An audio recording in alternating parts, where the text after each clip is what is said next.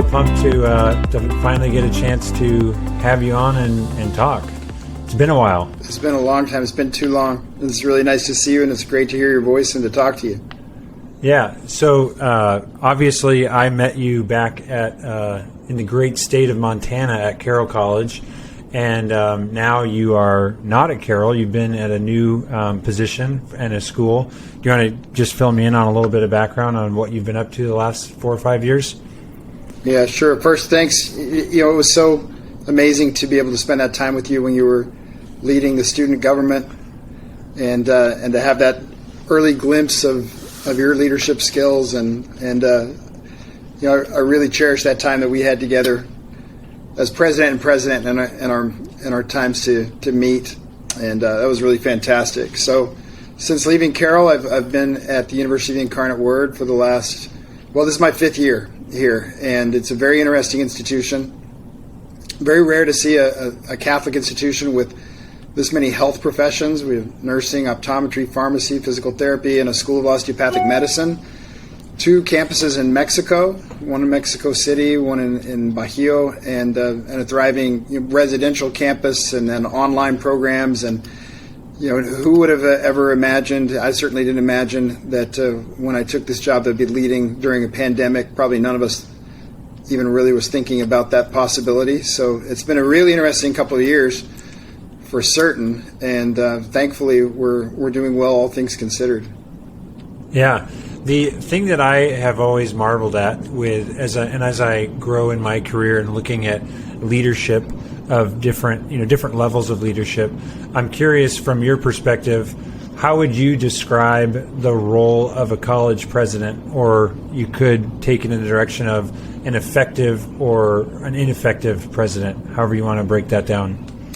I think it's really difficult to describe the role of a president to most, and even having spent time, a lot of time very close and traveling the world with the president who was my mentor at St. Edward's University, and Dr. George Martin, you think that you understand what's happening, what that role is like, all the things that are involved, but then once you are in the role, it's really difficult, I think, for others to understand how much happens in a day.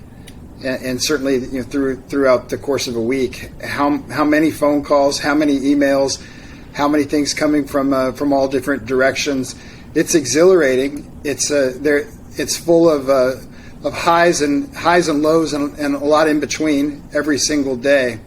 And I think one of the things that is really required in this role is a lot of stamina. Given that it really does kind of feel like a 24/7. 365 type of position, and I think what generally makes for an effective president in higher education in the United States is actually a real adherence to and appreciation for shared governance, because it's very different, I think, than a lot of leadership positions where I think a lot of people, they say, well, you're the boss, you can do whatever you want to do, and that may be true in some cases. In most cases, it's not, because you're spending a lot of time with other people, gaining consensus. You're getting others' feedback. You're in leading. You're trying to also instill a certain amount of support in all the different groups to try to move in new directions or different directions, or even to keep doing what we're doing. One presidential leadership conference that I was at, they described the role of a president as absorbing chaos, inspiring confidence, and restoring order. And I think that actually is a very good description of what a president does in their role. There is a lot of chaos to absorb, and you put a pandemic in there certainly is a lot. And I think doesn't matter which institution it is, but inspiring confidence, I think, is very important, because you are trying to lead in a vision, leading an institution in a certain direction, and others want to know where are we going, and can we trust that it's going to be the right place to go. And then restoring order. Sometimes that assumes that there's order to be restored in the first place, but a lot of it is trying to make sure that things are organized in such a way, whether that's with human resources structurally or physical resources. one of the things that I observed in my time at Carroll, so I was a junior when they were, I'm trying to remember if it was actually my sophomore year that you were interviewing. This would have been 2013 is when I graduated. So what was your first year 2011 or 2012? I think 2012 was my first full year. Yeah, and you were like in visiting the campus probably my junior year in the interview process and all that, right? I think that's my correct. perspective was, after, like, seeing you come to Carroll, it's not like Carroll was struggling necessarily, but it was shortly after you came in, there was this like excitement of like stuff's happening, and this is probably tied into that inspiring confidence thing that you're talking about. But from my perspective, that's probably one of the biggest things, and it looks like you've been able to accomplish some similar initiatives, campaigns, and whatnot at UIW. And is it really, I don't know, I guess I'm trying to pull from different experiences to understand the role that you have. But I listened to, in a masterclass course, Bob Iger was talking about stuff that he's done at Disney. And it seems like there's a little bit of like the creativity in your role comes from identifying opportunities that exist out in the world, or like, a pile of resources from a philanthropist or an entity, a business, another school, different country, and trying to find ways to align, someone that has a desire to impact the world with a teacher or a executive at the college that is wanting to also go achieve something. And so it's almost like you're a deal maker, and I don't know, and that's kind of what Bob Iger was talking about, is that his deal making is a key piece of his role as a CEO of Disney. Not that that's directly analogous, because it sounds like you maybe don't have you can't do anything at any time. There's more of that consultative decision making or whatnot. But yeah, I don't know if is there anything in that am I like on the right trail, or would you tweak how I'm describing that? No, I think you described it really well. I think that one of the things you do have to be excited yourself and have that enthusiasm. And certainly both at Carroll in Montana and here in San Antonio at the University of Incarnate Word, there are amazing opportunities that are based on location. That both places have things that others don't have, and how do you take advantage of that? But you have to match. You're matching people and resources in a lot of ways. So you have to get to know a lot of people. So in our case, trying to get to know everyone across the campus is challenging, but really understanding who has what interest, and then matching that up, especially when you're trying to raise money, philanthropy, and matching those resources to institutional desire and those that are in the institution and what they're wanting to do, whether it's research, special programs, is definitely the case. So, sometimes you're not necessarily making a deal as much as you are just matching, and you're matching people's mutual desires to see certain things happen and to see some outcomes. And of course, it's very easy for them to get excited about education and all the possibilities with transforming young lives and even those that are maybe not as young into helping them achieve their dreams.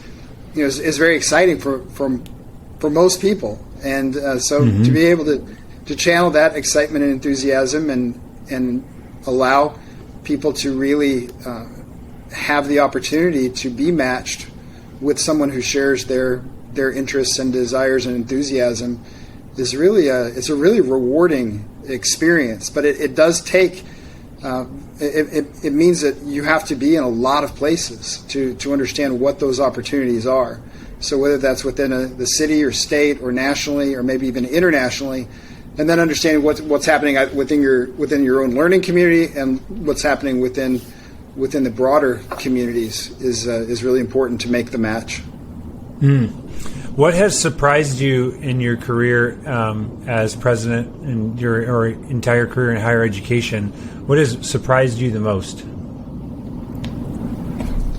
I think some of the things that surprise me shouldn't actually be surprising, and yet they still are. And I think that is the power of one individual, that one may have in a teaching and learning environment, of really influencing someone's life to an amazing extent. You think about individuals, and I've heard this at almost every institution that I've been to, that when people talk about their experiences in college, they oftentimes don't talk in terms of their life being necessarily enriched or, this helped me.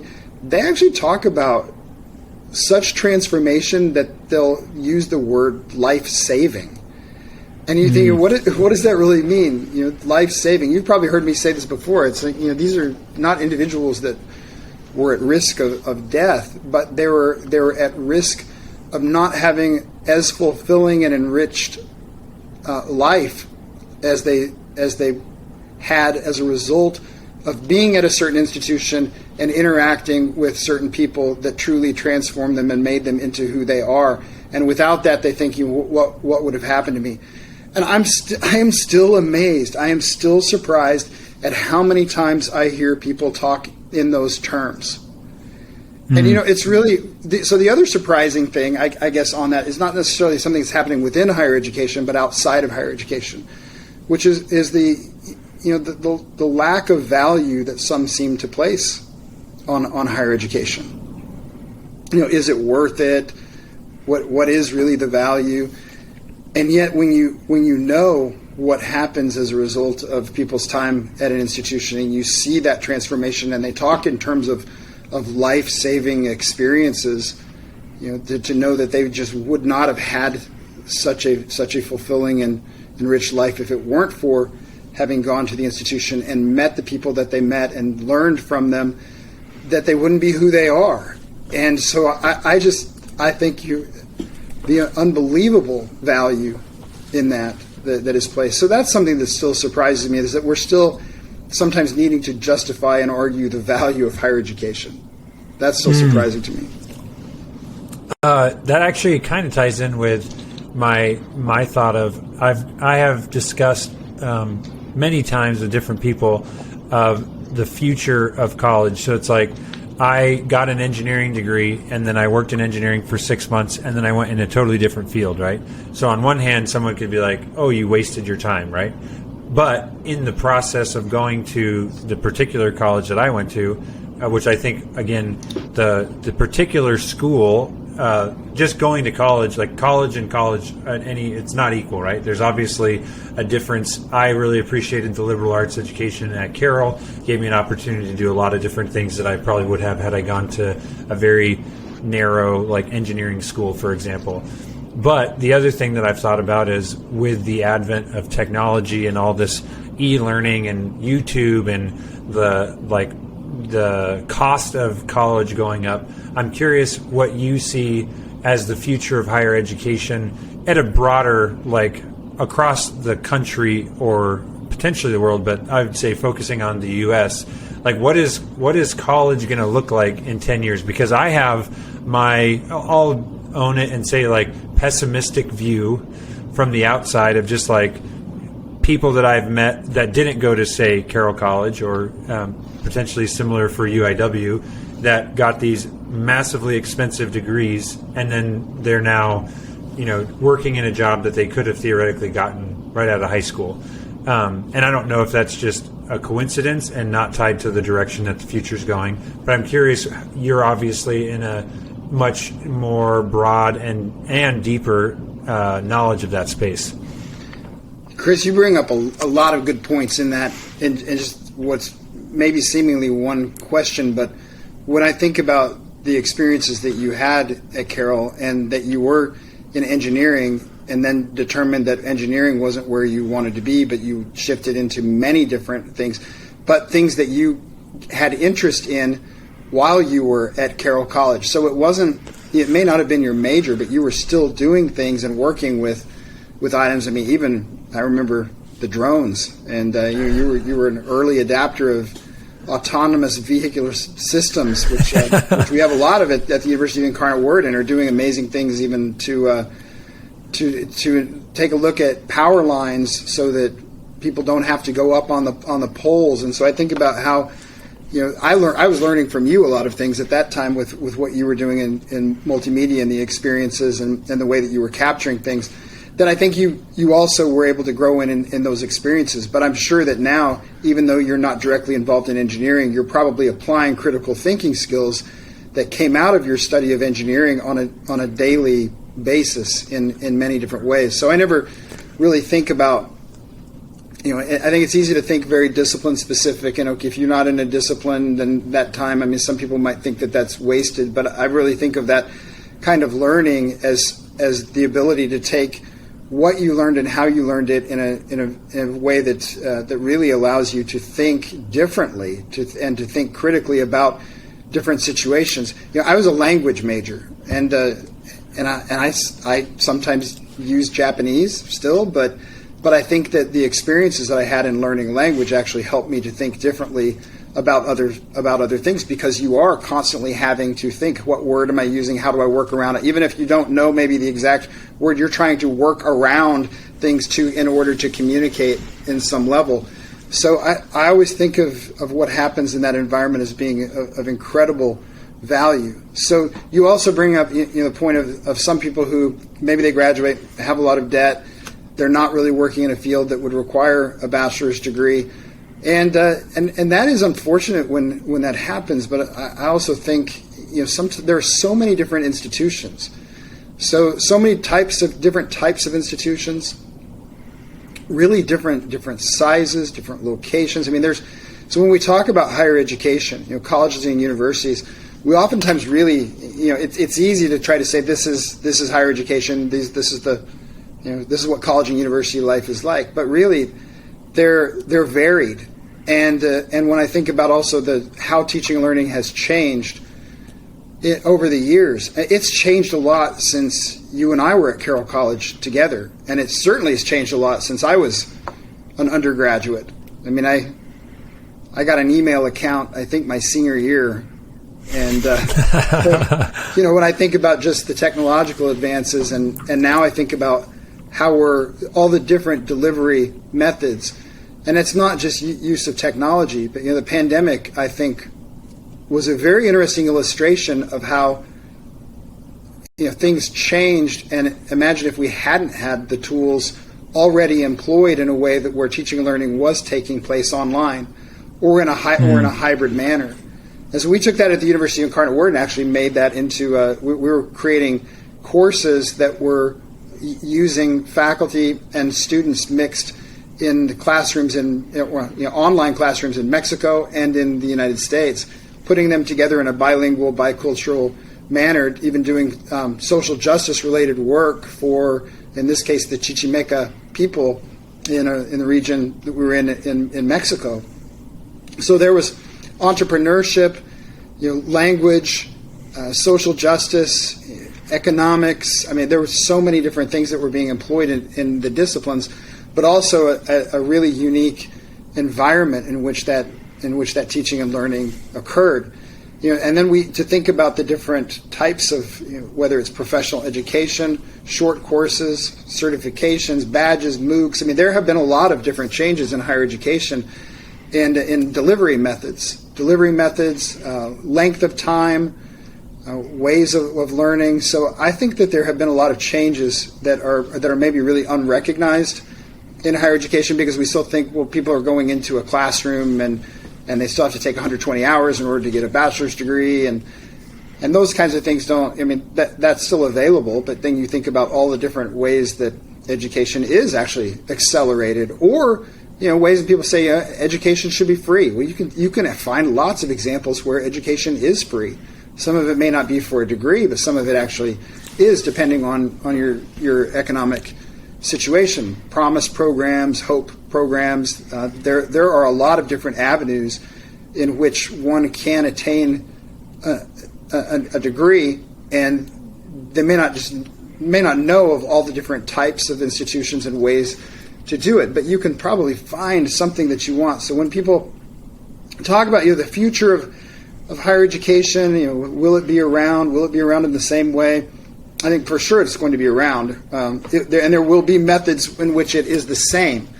There will be that will be there, but there are already so many ways in which it's not. And I think one thing that's really interesting that that I think sometimes we don't keep in mind is there is actually a very good reason for schooling happening at the time and in the manner that it happens along the normal course of the trajectory of human growth and development. So and human growth and development is really unlikely to change. It's gestation periods, for example, have not really changed. It's 9 months. I mean, sometimes it's sooner, sometimes it's later, but usually it's 9 months. And the same is true of all of human growth and development. We may have great advances in medicine that will help us, especially in the aging process. But but primary education, secondary education, college, the different segmentations are really, in a way, designed for along that trajectory of human growth and development. So when we think about the university time, that time between generally 17 and 22 years old, somewhere in there. I mean, we know what happens. We know what happens physically. We know development. We even know about the development of the brain, right? The frontal lobe, when it's finally developed, and apparently much later for men than women, as we as we know. So, there's a great time and place when you think about the independence that 17 to 22 year olds gain for the first time, and in some ways it's like not quite ready for prime time, but really getting close. So what a great time to be formed, to really form on your own independently and away, typically away from home for the first time, but not completely outside of someone's care and the care of others within that learning community, to continue to grow and develop and to form values at probably what is the most critical time in a person's life. So again, when you think about what kind of institution you might choose and that you want to go to, I mean, I think probably very deliberately chose an institution like Carroll not only because of the academic disciplines, but because of the community that it is and the values that are there. And I think we see that at so many levels. At the University of Incarnate Word, we see that in our medical school, which is very specific. Our School of Optometry is the only school that is at a faith-based institution in the country right now. And a lot of times when we ask, why did you choose this School of Optometry over others, that actually factors into it. And so sometimes it's service. They want to do service to others. Sometimes they like the pedagogy, and the pedagogy is also it can be very community-based. Especially at our School of Osteopathic Medicine. So they're attracted to things that align with the values and the mission of the institution. So I think there's that too. And then sometimes when I think of graduates, it's, where did you go? What did you learn? How did that align? And I have actually yesterday and the day before spent time at some local high schools and was actually talking to them very, very specifically about college choice. And about the need to try to find places that you can feel at home, that is community based, where you get a certain amount of support and that aligns with your values. And so I think sometimes maybe many don't get that opportunity, or they don't get the right match. And I wonder what that is doing in the growth and development and the help to even then turn to a place of employment. Internships. Right. Totally. So the internships is the thing I was thinking about. Is I look at my opinion of the future of college is that it's going, like, technology and online learning is going to be heavily integrated in some fashion, maybe to get like prerequisites out of the way or something, or spread the access to education further than we can currently. But the thing that I have a hard time understanding how you replace the value of is the same thing that you can't really replace the value of when you attend a conference for something.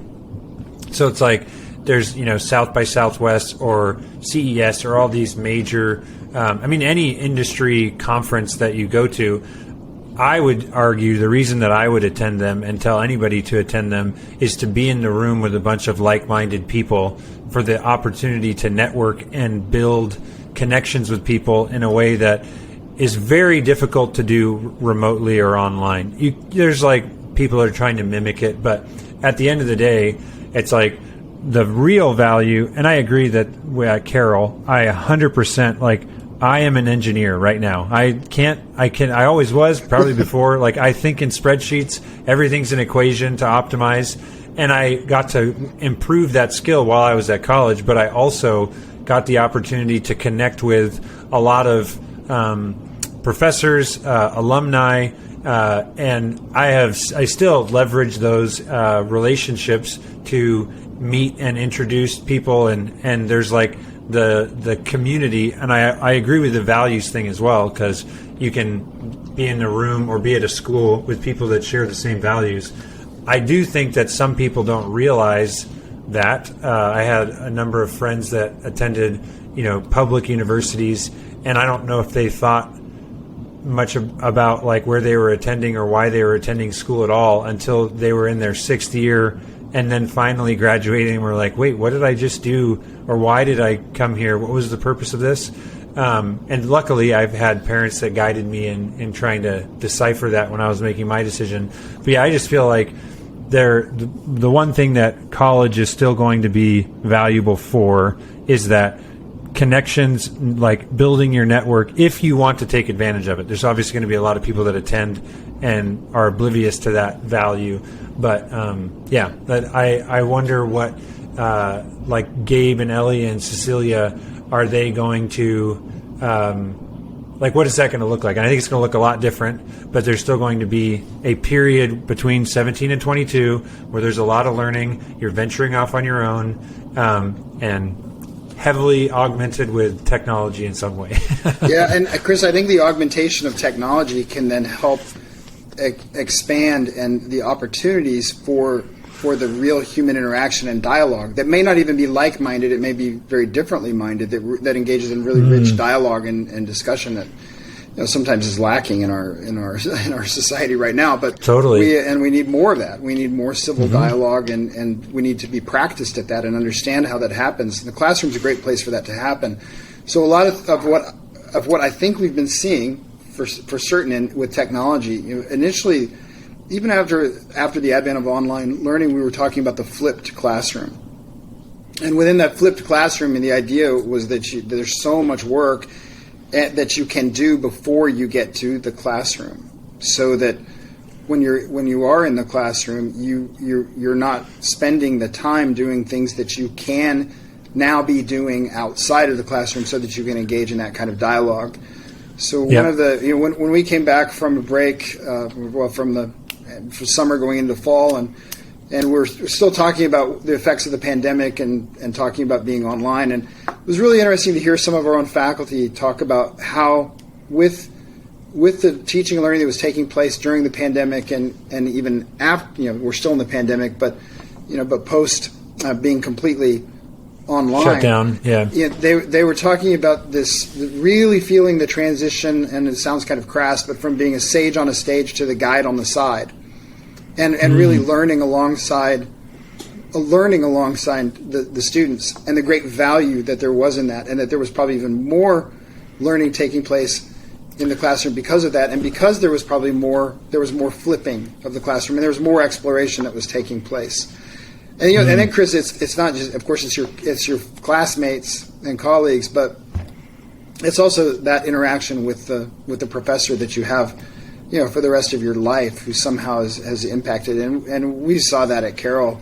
I saw that you had Kyle Strode on your chemistry, and you were engineering, and but you're still tied to this chemistry professor that I don't know how many years Kyle Strode has been at Carroll, but it may be decades worth of individuals who have been transformed. And he probably knows every single one of them. No, and he was one of the best teachers that I've ever had. And I was talking to him about how there's still analogies that he would use in chemistry that I've used when we're trying to analyze the number of leads that we need for the contractor business that I'm the marketing director for. It's just like, there are certain things that problem solving or pattern recognition or whatever you want to call it, those various things that are, it just like broadens your ability to identify or think about things. That's like, the more ways that you can do that with a variety of classes or, a major, minor, or double major, like all those things. The liberal arts education, again, just like, had I gone somewhere else and just done exactly what I needed to get the skills that I needed to be an engineer, I would not be as good off as I am now. Yeah, perfect example. A perfect example of how chemistry helps marketing. Exactly. Even though you may not think so was that exactly. Was that you're not doing chemistry, so was the chemistry class wasted? No, not at all. No, you're applying totally that agree. Learning. You're really applying the critical thinking skills that you learned in chemistry to another discipline. 100%. Yep. So I'm curious, jumping into like your I don't know if psyche's the right word, but I've been obsessing over like personal and primary aim. I've also heard it described as like a vivid vision, but I'm interested to the level that you're comfortable sharing. Like, what is your purpose? What is your primary aim? Why are you, you said those three things: the absorbing chaos, inspiring confidence, and restoring order. Like, why are you enduring that, as opposed to any of the other things that you could apply your stamina and perseverance to? Why do you do what you do, and what is your goal 3 years, 5 years, whatever timeline in the horizon? I love when students have an opportunity to do something that they never thought that they would be able to do in their lives. And when I know that is the case, and when I hear that, it makes anything and everything worthwhile. And so I think of it as very much a vocation, and I probably say too much about absorbing the chaos. I mean, sometimes the chaos can be in the thrill of an athletic victory, or it could be by winning or receiving some amazing grant for research. I mean, there are so many things that are wildly chaotic but wonderful. Not that it's negative, but I think when I think of the experiences of students in higher education, from undergraduate all the way through professional school, doctoral students, some of the most emotional moments I've seen in people's lives are crossing the stage from the sense of accomplishment.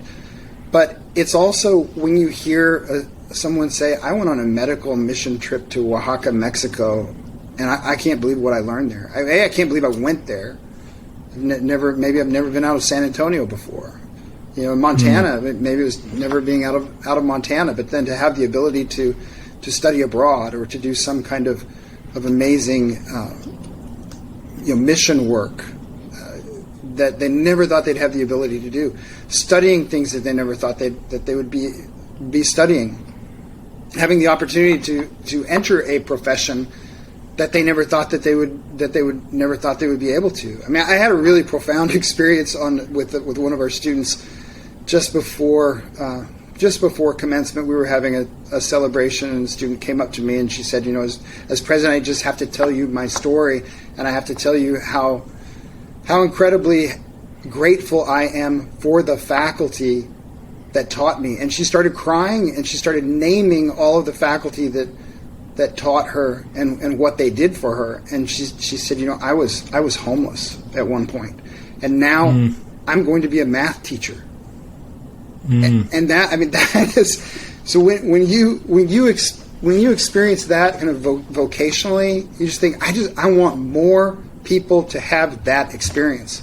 I want more people to come and be transformed and to do things and be the people that that in their wildest dreams maybe they never even thought that they could become.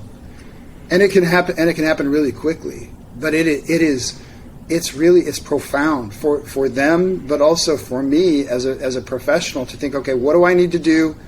What do I need to do at this institution? How do I need to support faculty? What new programs do we need to create? What new opportunities to do research, to study abroad, to have an internship, to experience some kind of mentorship? What can we do? And for me, that happened at a pretty, at an early age. I know that that I went abroad.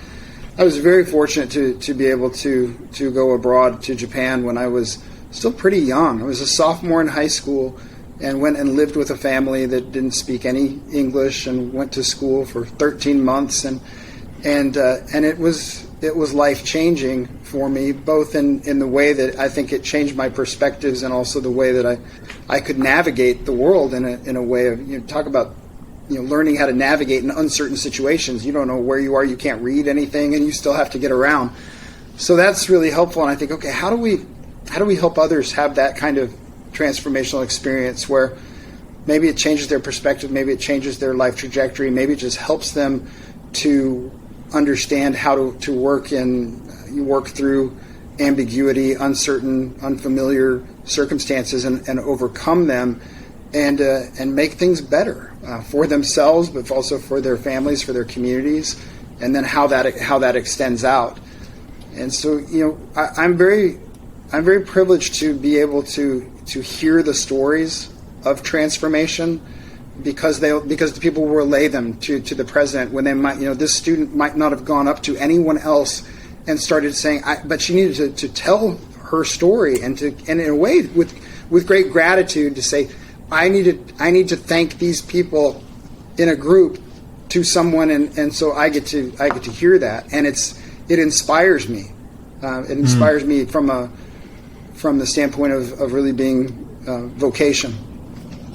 So you have always been very good at storytelling, like the story that you're sharing now, to illustrate an answer or a point, which I look at as, and maybe here I'm just going to go down my engineering, like reverse engineer how someone does this or becomes good at this, right?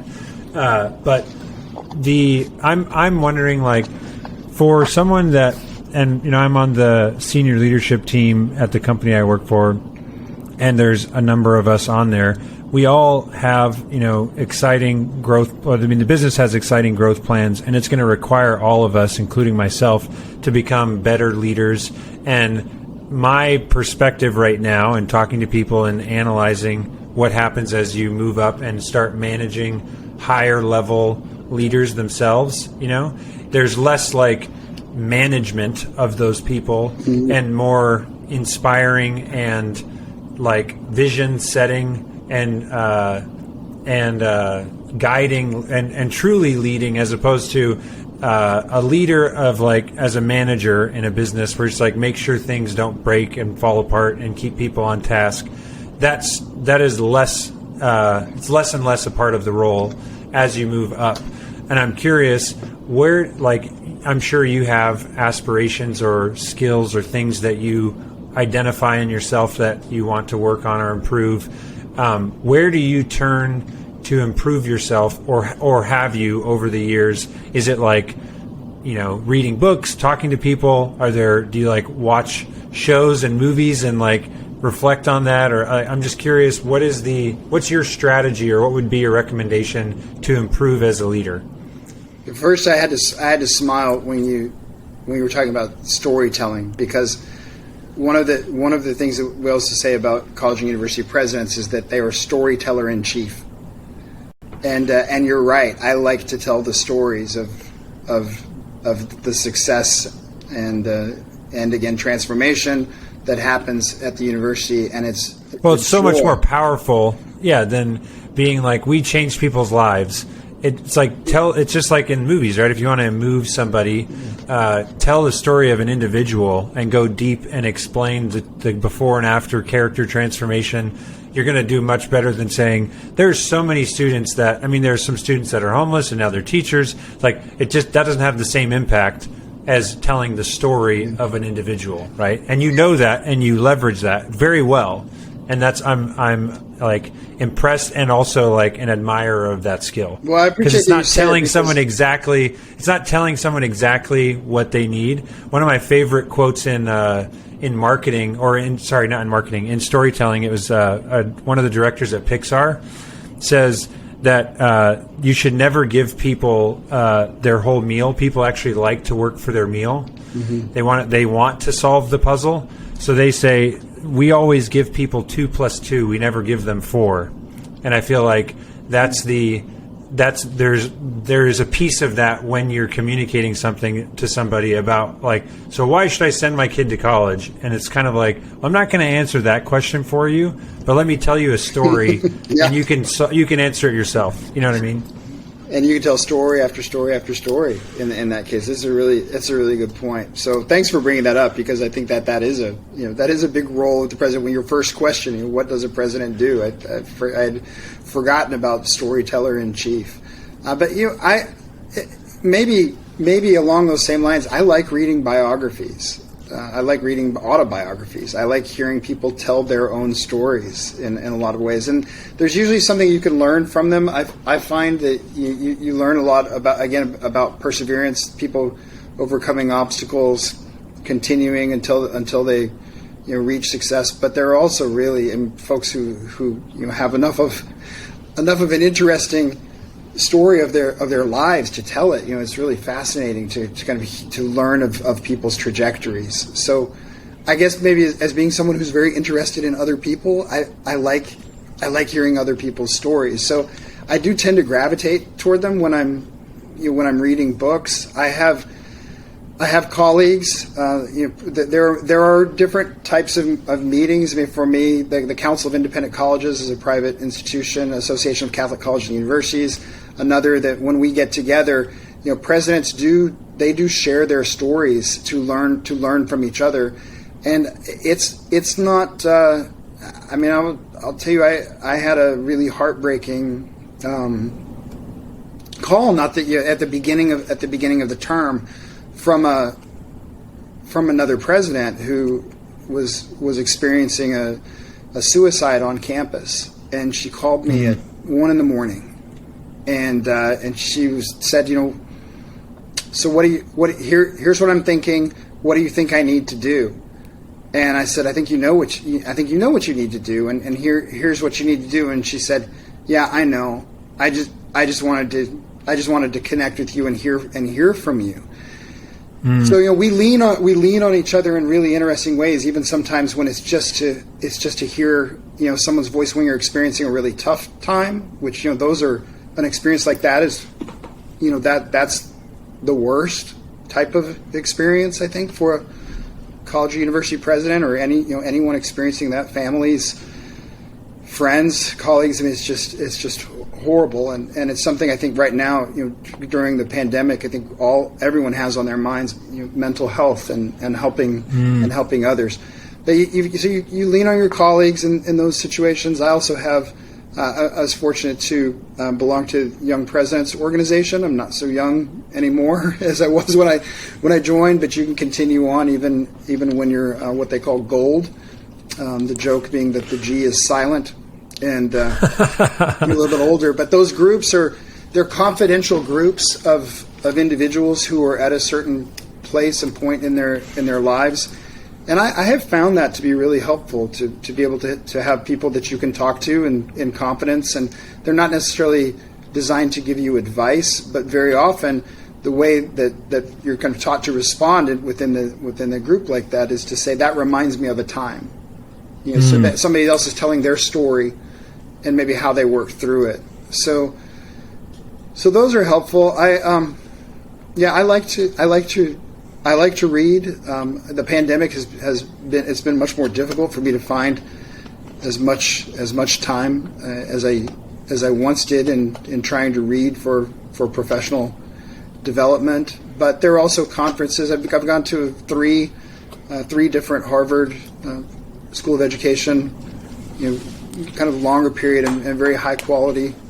And again, I'm very fortunate that I've been able to do those kinds of things. But I think there are many different avenues to do that, and especially in higher education at virtually every level. And some of those are regionally based of organizations that will pull together people with similar responsibilities or titles. And I think those are really good to build your group of friends and colleagues across other institutions that you can pick up the phone and call and say, how do you deal with this? Do you have, or maybe it's in those groups, or maybe a coach that helps you identify blind spots or find out like, ooh, this is something that I may not realize about myself that I'm doing or I'm lacking, or I need it. Maybe I've always been, or my more recent thought is, knowing your blind spots is not so you can change all of them or improve them. You just need to know they exist so that they're not unintentionally hampering your ability to lead. Is that something that happens in those groups, or do you have like a personal coach? Or obviously, yeah. I think a spouse is a great person for that. But yeah, the group that I spoke of earlier does that. As you know, my wife Lisa is terrific, it's so amazing to have the support of a loving spouse in a role like this, and also who's probably the person who really understands the role that you're in better than anybody else, because they're really witnessing it day in, day out, and they hear about it, and it is kind of first thing in the morning to the last thing before going to sleep at night, and so that's really important. I did have a kind of coach. I mean, I would say it probably was when I first joined Carroll. The board kept on a kind of a retainer the search consultant, because she was a very successful president in the Northwest, and it was really just someone to be able to call on it at any time, kind of for anything. Just talk through stuff, yeah. Yeah, and in my first year, I did quite frequently pick up the phone and say, "I'm experiencing this. What would you do with that? How do you think I should handle something? Have you experienced this before?" And for my first year in a presidency, that was very helpful, and I'm grateful that the board did that for me. And they had the insight to do that. It was also from a board member at Carroll that said, you need to join this organization. I'm going to tell them about you and nominate you. It's because you're of a certain age, and this is what it's designed for, and it's going to be really helpful for you. So that's actually how I got in. That's awesome. Into a YPO as well, which is another. That's actually, it's right in front of me. Right, is the board of trustees. Your board of trustees is amazing. I was on the phone with the chair of our board of trustees just 2 hours ago, and it was touching base and as someone to talk to. Trustees, interestingly, they actually, I know that sometimes people think of them as as the boss, and because they do hire and they can terminate a presidency, and they're the ones who handle your contract, but they're really your supporters, and you get to know them very well, and you can also have very good relationships with them. And that was actually something that was said to me by my mentor as I was going into a presidency, who said, don't forget, or keep in mind that the board, you're going to be really, really close to these board members, and they should have your back. They've got your back. That's what they're designed to do, and the institution, of course. But they're there to help and support as well, and so they've been very helpful too in different situations, even in kind of getting to know the lay of the land somewhere in a new location. Very helpful. Totally. Got a couple last questions here as we wrap up our time. So, what are you most proud of in your career / life at this point? This gets back to kind of an earlier statement that I've had, is when I can have a lot of pride when I read about or hear about a student who says, this is what I've done, and it was something that you helped create. Maybe it's something that you actually came up with as an idea. Maybe it was something that you supported. You remember the socks at Carroll, right? Of the city socks, the Skyline socks, or whatever. Socks. Yeah. I mean, that came out of the entrepreneurship program that was started by it was an idea that I had, and as we were working with different faculty members who were entrepreneurs in residence for a year at a time, and I think that group was working with John McCarville, who was over Crocs at that time, and so he knew all about how to create and distribute with this group of students who were working with Skyline Socks. So it was literally years later that I heard from one of the students, who was reaching out and saying, hey, here's what's going on right now, and here's what's happening with from this idea that started back. And those are the moments that to me is just like, wow, I had a hand in creating it, and it made a difference in this student's life, and they learned something great, and they're doing something really interesting with it. So those are the moments that for me are the ones that I'm most proud of, or somebody who's just come back from an exchange program that you helped create and is telling you everything that they were able to do in another country. Those are amazing. That's awesome. Right? That's when I'm very proud of the work. So what are book recommendations? You can give me your favorite all-time book, your 3 most recent, top 5, whatever you want. Okay, so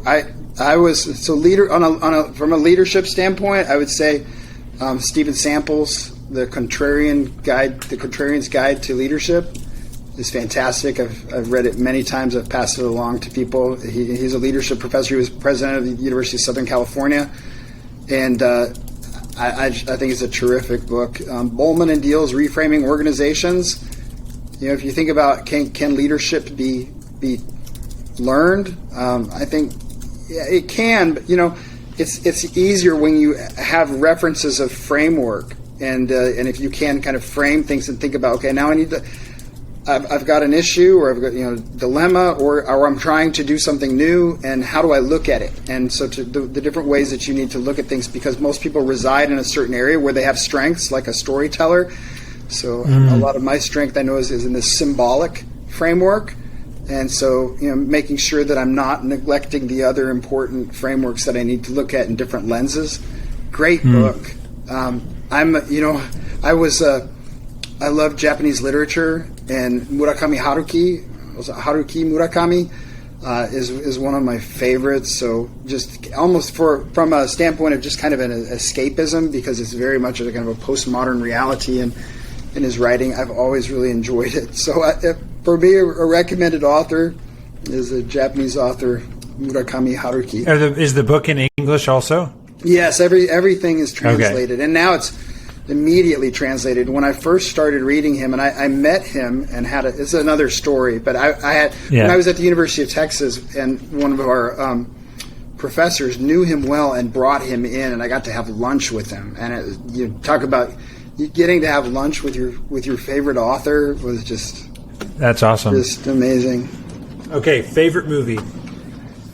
Oh, I have probably seen the movie Good Will Hunting more times than is probably healthy, because every time it seems to, if I'm flipping channels and it's there, I just get stuck on it, or on an airplane. I love that movie.